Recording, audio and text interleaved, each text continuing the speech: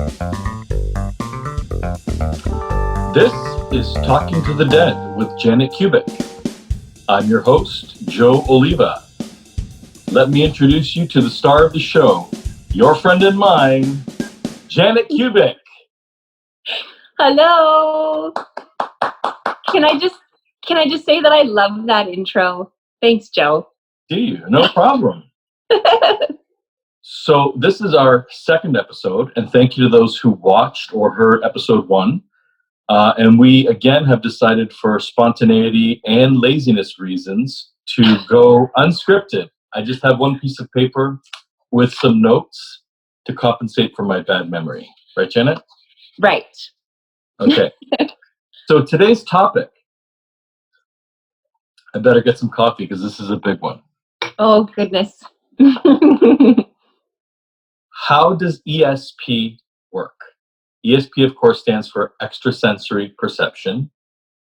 We're going to break down the different types of extrasensory perception. Yeah, it's funny because, I haven't really thought of it in terms of that definition before of ESP, but it makes complete sense to me. Yeah, I think that people like you have drilled down a little bit and said, I'm clairvoyant. But it is extrasensory perception, right? You have more senses. So I'm just going to explain where we're coming from. So the average human has a bunch of different senses. As children, we're taught the 5 basic senses.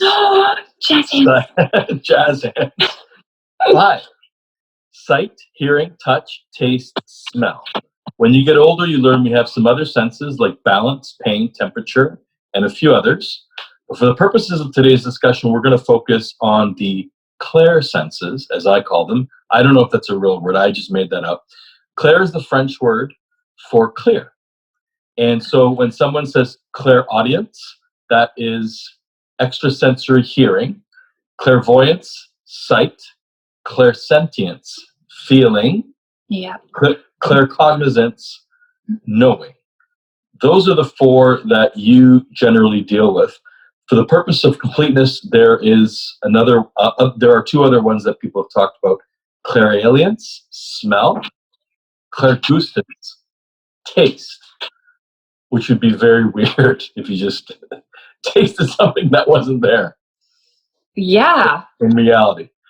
But let's talk about you and your experiences with the clairsenses. I don't know where you want to start, because again, unscripted, except for this one piece of paper with some notes. I think for you, clairaudience is the biggest one. Is that right? Yeah, I would think so. I mean, it's a tricky one to explain overall.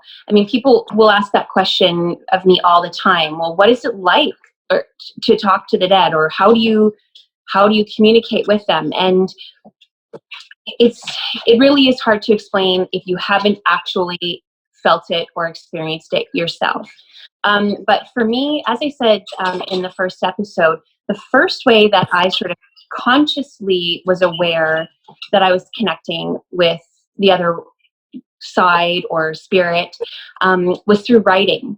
And I feel like that was connected to clairaudience. So it was as if I was, writing my own thoughts, and then I would sort of hear these other thoughts. It's kind of, to me, a bit wishy-washy between clairaudience and claircognizance, because it comes forward almost as if they're your own thoughts. So it's sort of like, am I knowing this, or am I hearing this from somewhere else? Yeah, go ahead. What was the first phrase that you wrote that would be considered extrasensory? Oh, that's a really good question. I mean, I have all of my journals. I've recorded so much of the communications I've had with spirit, but it had to have probably been, I think, you are loved, or we are here. And I can reference that afterwards, and we'll update people on that in another episode. But it was one of those 2, I think, or something along those lines. Very short and sweet to start off with, and then eventually the ball started rolling. Right, just because I would find it interesting to say that you would have to assume that that's coming from elsewhere, because you're not talking in the proper person, right? You're saying Yeah. you are loved, we are here. That's not something you would say, I am loved, or I love myself, or Yes. I am here.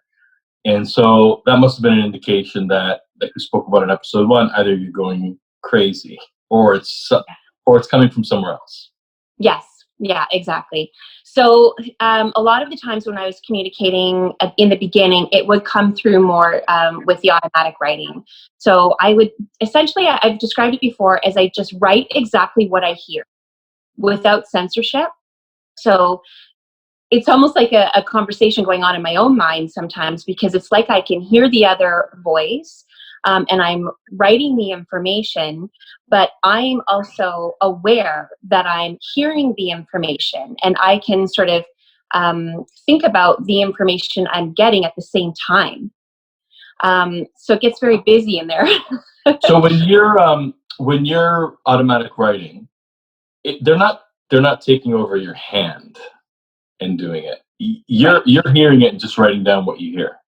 Yeah, exactly. That's a good point. So yeah, my hand is not being forced in any way. And actually I started writing in journals, and now with this day and age, I actually type pretty much all of my messages into my phone. Yes. Yeah. So yes. So it's, oh, sorry, getting a little bit distracted again. This happened last time too. Do it. I'll explain again for those who skipped episode 1. When Janet says she's getting distracted and sometimes she starts clearing her throat multiple times, that means that or sometimes she says, I'm getting bugged. That means that Spirit is interjecting and she is about to tell us. That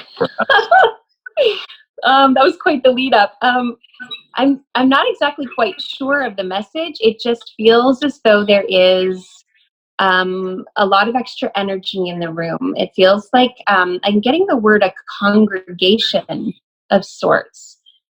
It's funny. It almost comes forward as if there's an audience. So just like we would be speaking to an audience of people, it almost feels as though there is gathered sort of around us an audience of spirit. And one of my guides is stepping forward, and she's saying something along the lines of, remember, my child, that this is a two-way street. So spirit is here and available to support us, to be a resource for us as we're traveling in the human experience. However, it's very important for all of us here to know the importance of our work, of our journeys here in the human experience, because not only are spirits supporting us, but in essence, we are too supporting spirit. Being in the human experience is about the gathering of knowledge. You come into this existence to learn, to grow, to live through valuable lessons, which we then take the information from and is of the utmost importance. She says, a very big concept, but one that is important to bring forward at this time. As moving forward in this relationship you are creating with your viewership, essential to know that it is again a reciprocation, a two-way street. We are here for you, and you are there for us. In love and light, my child. Amen. Wow. Whoa.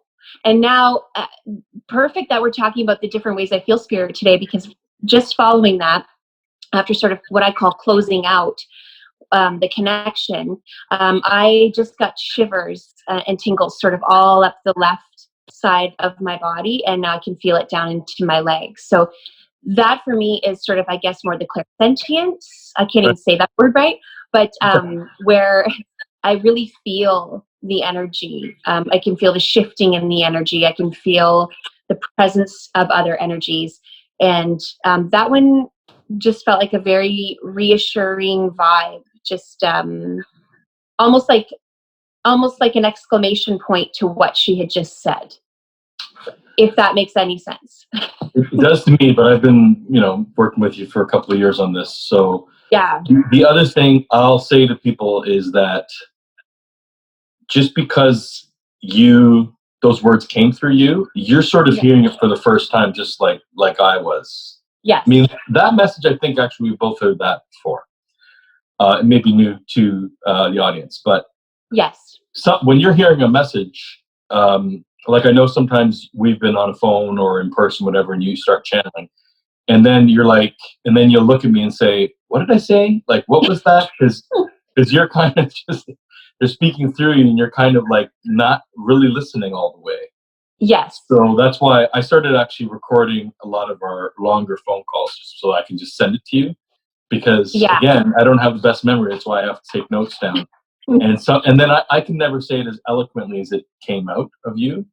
Well, that's the thing too. And if you ask me to repeat it, number one, most of the time I don't remember. Like if you ask me right now to say what I just said or to reiterate the point, basically to me, I know she was talking about a sort of a reciprocal relationship, and she referred to the gathering of knowledge, which is a concept, like you said, that has come forward many times before when I've been sort of exploring my relationship and humanity's relationship with spirit, is the idea of gathering knowledge. But if I was to try to, again, sort of repeat what she said, I would be at a bit of a loss. And that's why I like to, when I write it, because then I can get it all out and then I go back and reread so I can really understand what it is that's been said. And then I also find too, with the writing or the ability to sort of record it and re-listen to it, is that the messages often, the meaning of them changes or develops, or things that don't make sense initially will make more sense as time goes on. Or if I pick up my journal and I read a message from even 2 years ago, I can find almost like a new context for it or a new application for it in my life at this time or at the time I read it.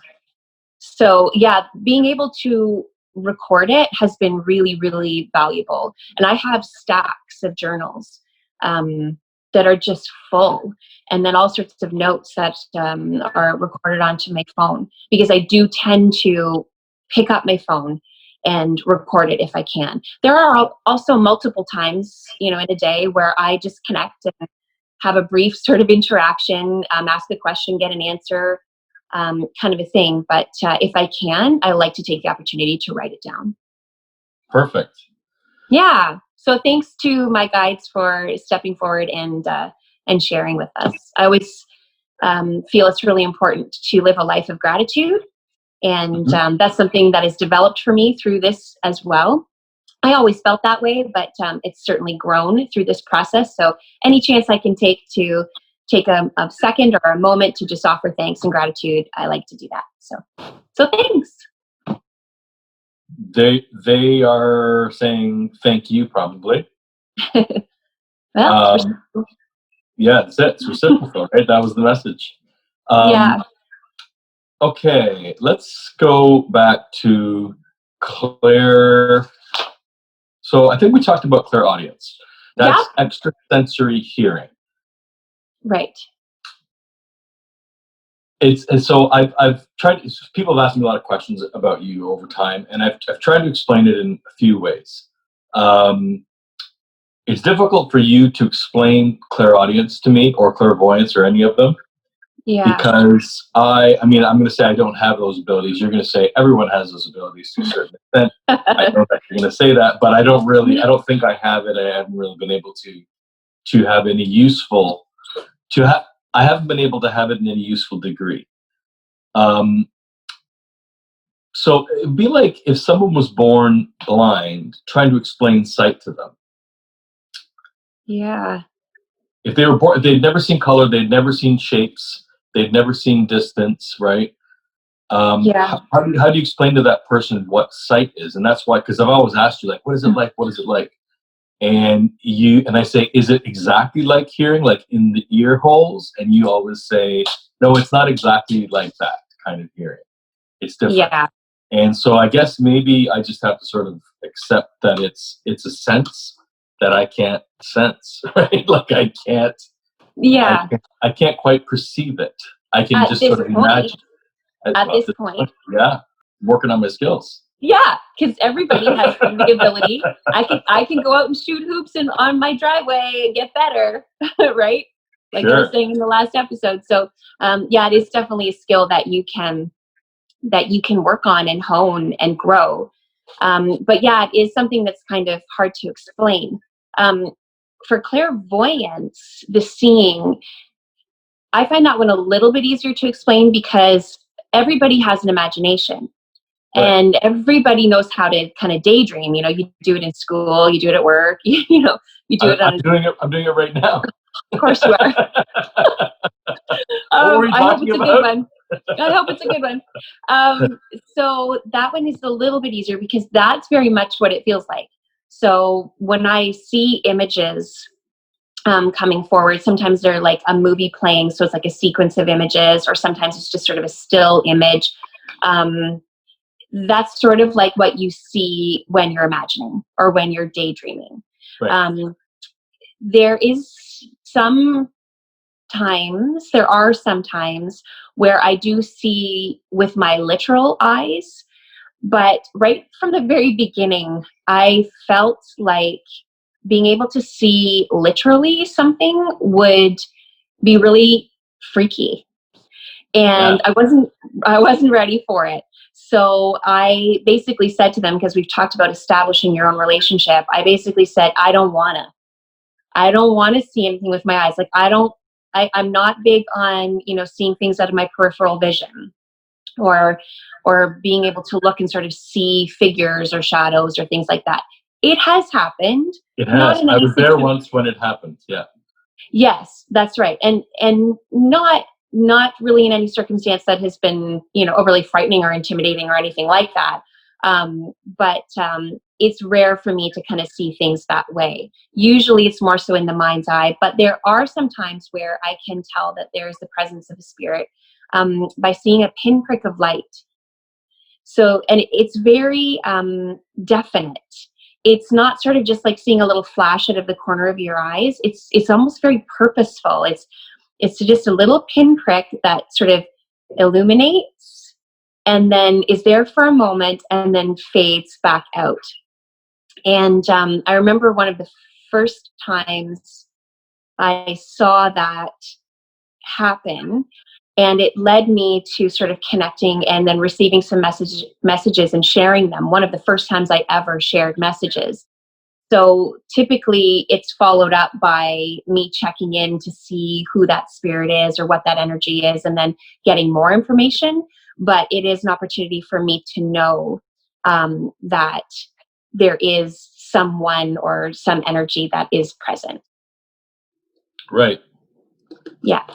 Yeah, that would freak me out. Even the pinprick of light would freak me out. Really? It's really non-threatening. It's a beautiful, just a little light. Is it white? Is it white, or what color is it? Yes, for me, I perceive it as white.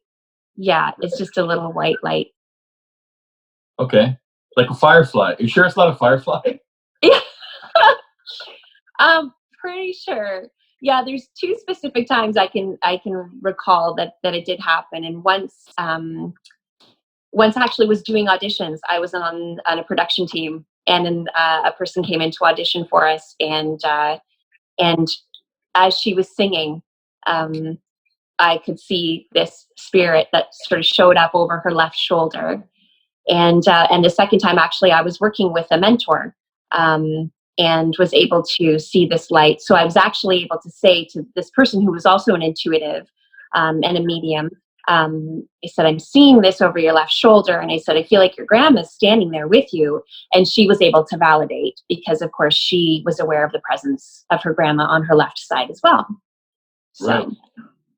Yeah. One of the other cool ones about clairvoyance is another sort of skill called remote viewing. And yes. Yeah. And with pretty much everything that I've experienced so far, it's like I experience it first, and then I have to look it up or have to go to someone and ask them, like, what is happening? Or I ask spirit to explain, like, what is happening right now? So remote viewing is a really interesting one as well. And that's where I guess you could sort of refer to it as spirit taking you on a tour.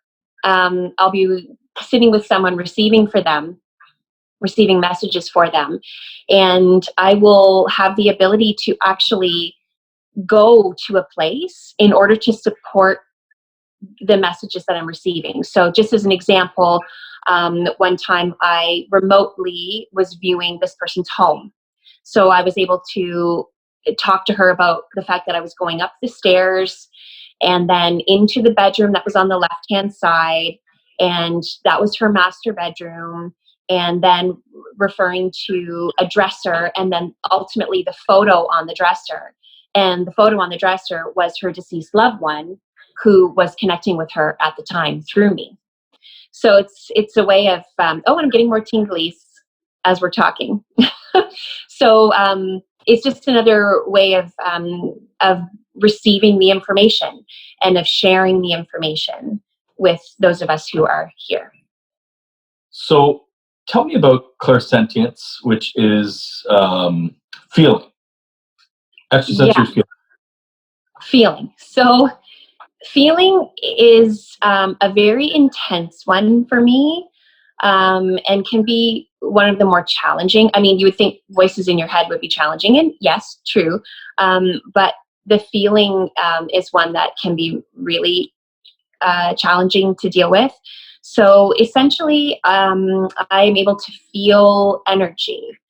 So, for example, when I am receiving messages for someone in a one-on-one, the energy or the spirit that comes forward, or who's delivering the messages through me, they give me all sorts of what I've learned are called energetic identifiers.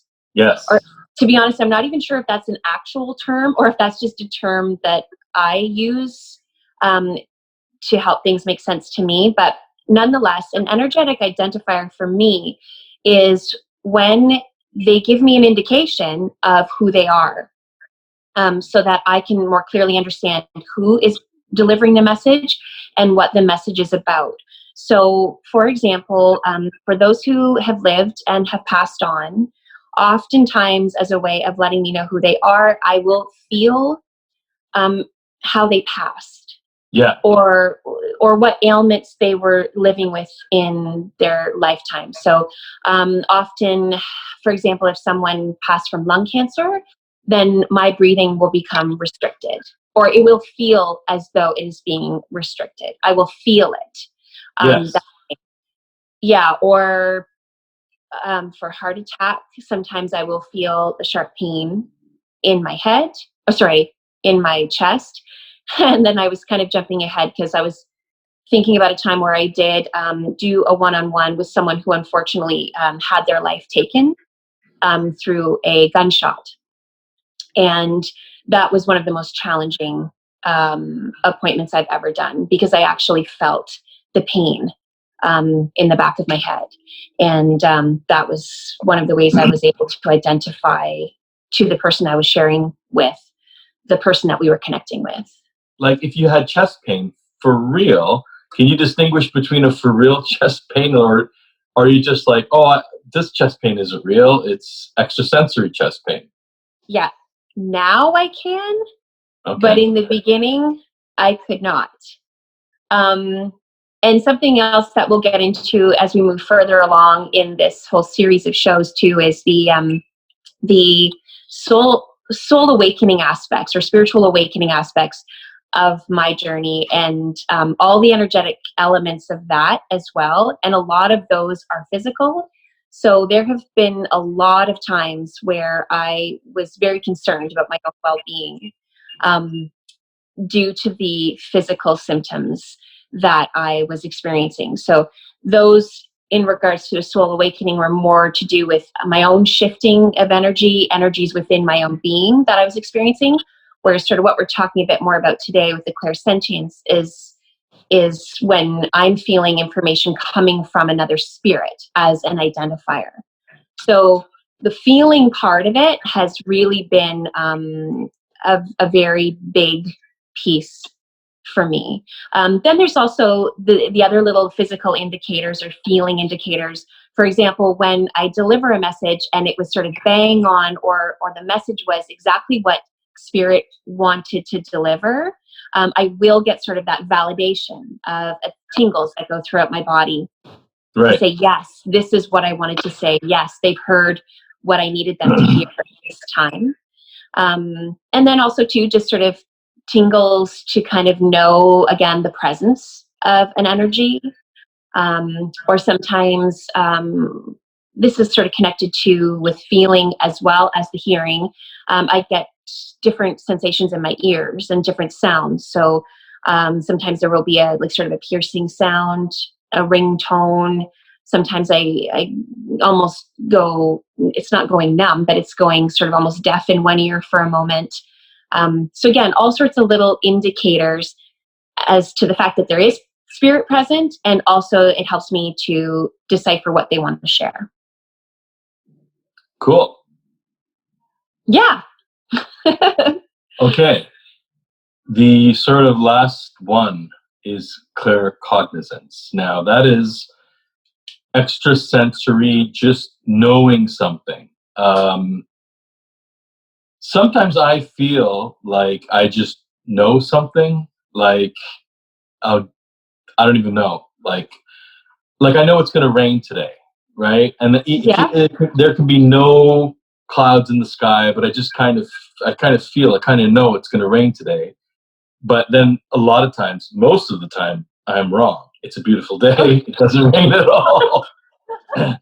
So how do you distinguish between extrasensory knowing and just what we would call hunch? I got a hunch it might rain today versus like whatever extrasensory knowledge you might have. Right. So a hunch to me is you tapping into your intuition. A lot of people will refer to the work that I do as intuition or being an intuitive. I've been called an intuitive before. So I'm really kind of tuned into that feeling part of me, that sort of just knowing part of me. I kind of allow it the floor. So if I have that feeling, like you're saying, I feel like it's going to rain today, instead of sort of dismissing it, I acknowledge it and I accept that is something speaking to me, or guiding me, or giving me information. Sorry, gone for another bit of a spin. Okay. So let's just see. Okay, so definitely somebody is coming forward. You can see now that my hands are starting to move sort of their own free will. So you're saying your hands are moving, like doing the steeple thing. Yes, this is, it's interesting. It's coming forward as a male energy in a sort of an authoritarian position, or an authoritative position. Somebody who is or was in their time here in a position of power, a position of holding great audience, of holding a massive audience. The image actually that I'm getting at this time, and I'm not sure if it's literal or if it's an indication, just an indication of this person's sort of position, is the Pope. I'm seeing a Pope, and I'm seeing sort of his headdress, and standing on a balcony and speaking to a large number of people. So I'm just allowing myself to connect with his energy and allowing him the opportunity to share with me, and ultimately with anybody watching. He says, "We didn't always have it right." He said, "I stood many a time at a lectern, I can't quite get the word, but it's something in a church. It's not pedestal, but there's a thing he's standing at a church." Pulpit? Pulpit, that's with the P, yes, because there was a P, okay. And he said, "I spoke to you as if I knew exactly what I was talking about." He said, "But unfortunately, there were many a times where I let the voice of man interject or cloud the information I was receiving from what you might call the other side. He said, this is a time to set the record straight, to teach the people how in their own selves, in their own bodies, to connect and communicate from whence they came. I heard whence. I feel like he's sort of saying from where they came. I'm not sure if that's the same thing, but I'll just expand on that. The importance is in developing a new relationship, or a relationship anew. He says, and this will require an open mind. This will require the audience, all of you, those who we speak to at this time, to allow yourselves to drop or release what it is you believe you know or think you know because of what I may have potentially told you. It is time for you to no longer look up to the sky, to the balcony where I stood to preach. It is time for you to turn your gaze, to look upon yourself, to look within yourself, for there is where you will find your true connection to Source or to God, and where you will find the true answers that you need to manage your way through the existence of the human realm. I thank you for your presence. I thank you for this opportunity. Know that we walk with you in support, in love, and in the light of God. Amen.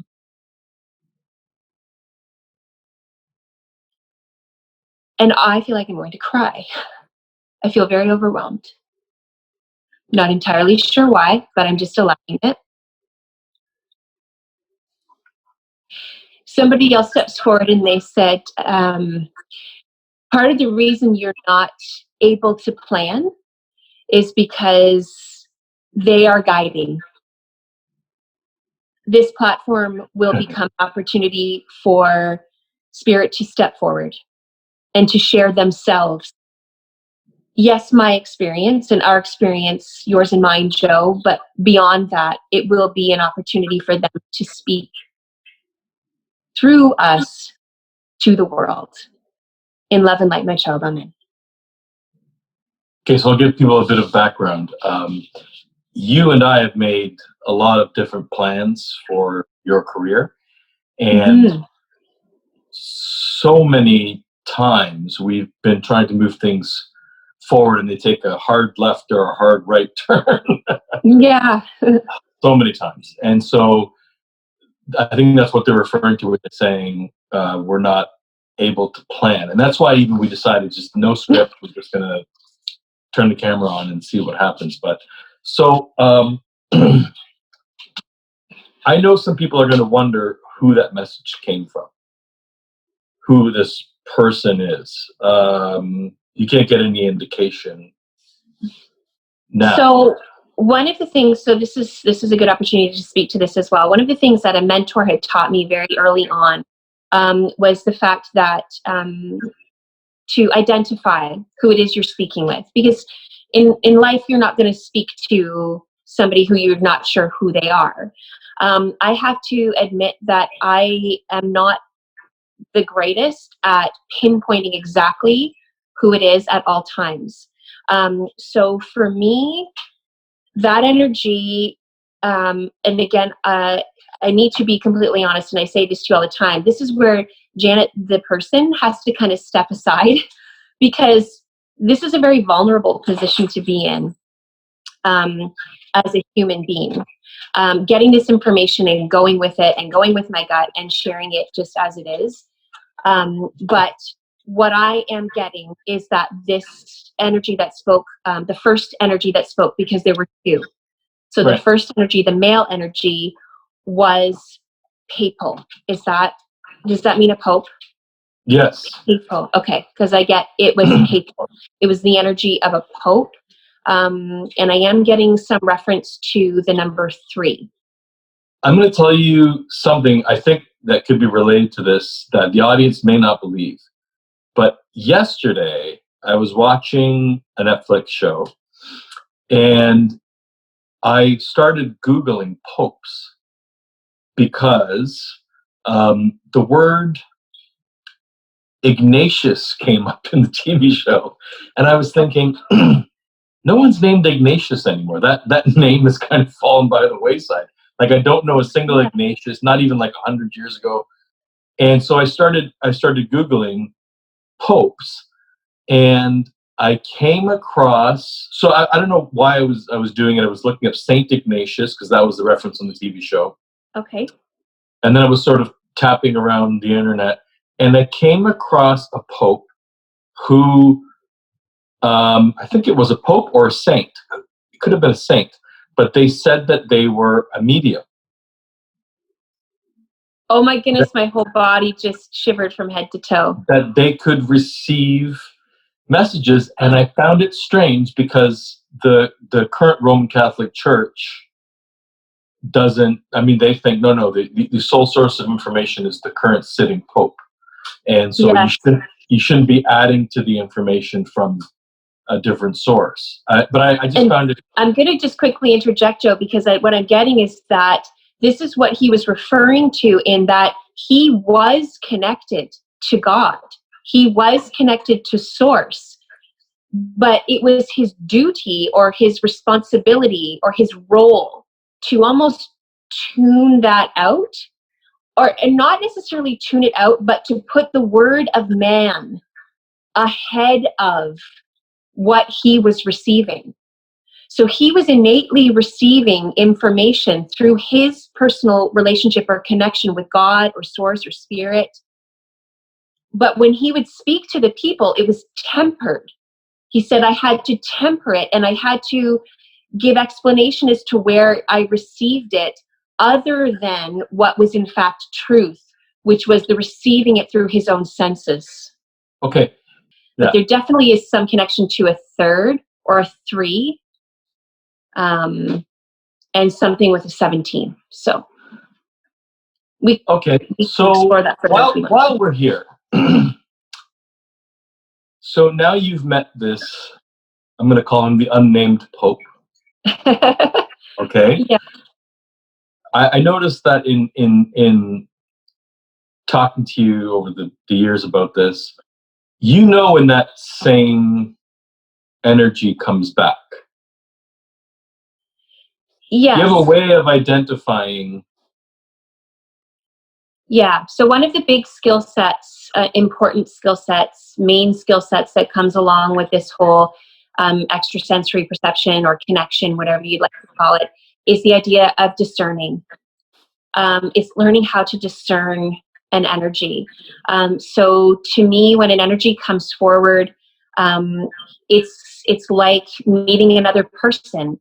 To me, they feel different. The energy feels different.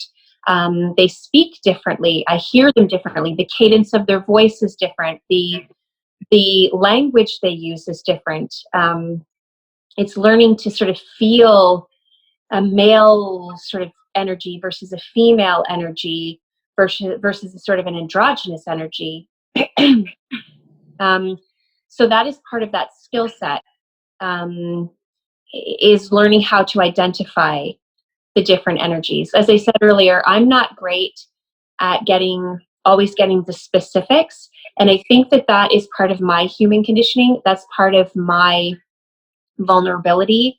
That's part of my ego that steps in and says, well, what if you get it wrong? Or, what if you say it was so-and-so and it wasn't so-and-so? People will judge you.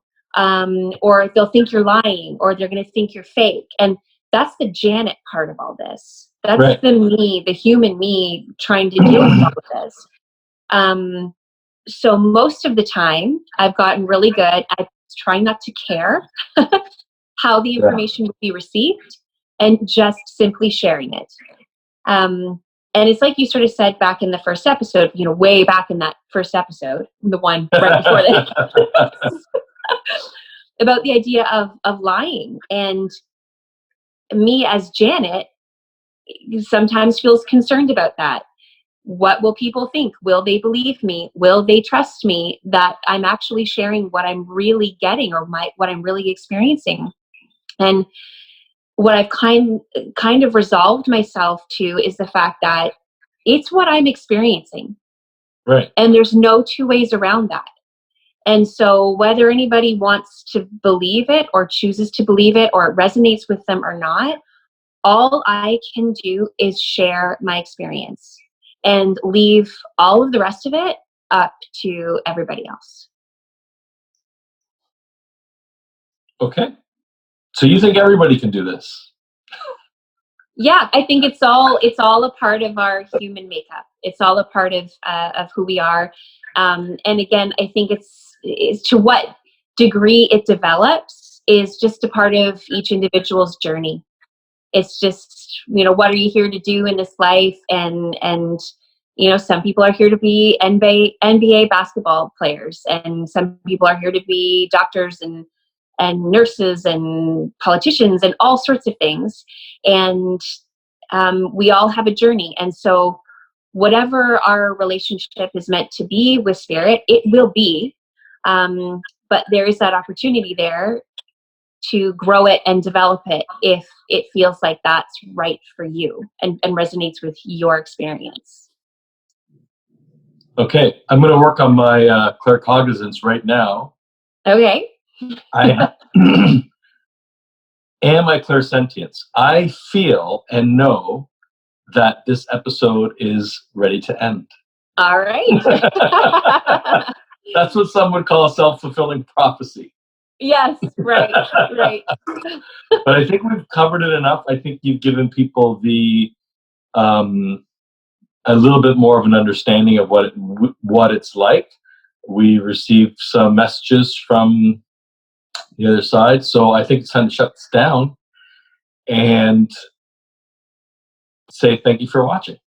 All right. Thank you, Joe. And thank you to Spirit for popping in and showing up. And thank you to anybody who's watching. You are watching and or listening to Talking to the Dead with Janet Kubik. Thanks for joining us, and we encourage you to subscribe on whichever platform you're joining us on. Also, help spread the word by sharing, and be sure to visit janetkubik.com and sign up for her email list. Bye, Janet. Bye. Thanks for checking in.